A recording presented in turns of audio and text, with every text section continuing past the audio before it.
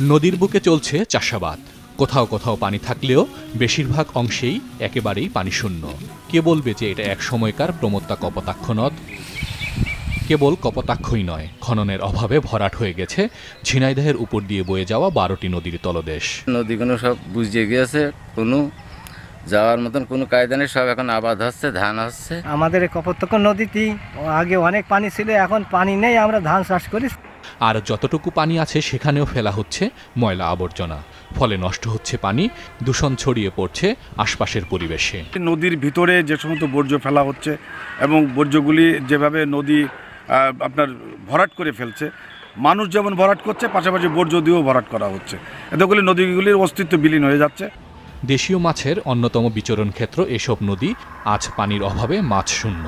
বেকার হয়ে পড়েছে মৎস্যজীবীরা। জীবিকার তাগিদে ছেড়ে দিচ্ছেন পূর্বপুরুষের পেশা।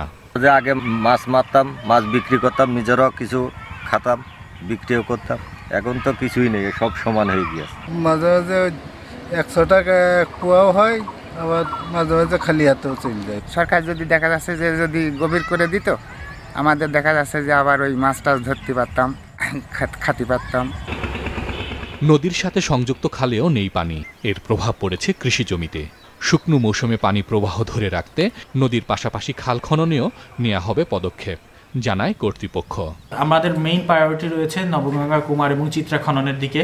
এই ব্যাপারে আমরা সার্ভে অলরেডি শুরু করেছি। সার্ভে সম্পন্ন হলে এর একটা ডিপিপি আমরা মন্ত্রণালয়ে প্রেরণ করা হবে। ঝিনাইদহের 6টি উপজেলায় 7টি খাল খননের প্রকল্প নিয়েছি। অভিযোগ পেয়েছি যে নদীতে দূষণ চলছে বিভিন্ন ফ্যাক্টরি থেকে। এই বিষয়ে আমরা সচেতন রয়েছি এবং প্রতিনিয়ত মোবাইল কোর্ট পরিচালিত হচ্ছে।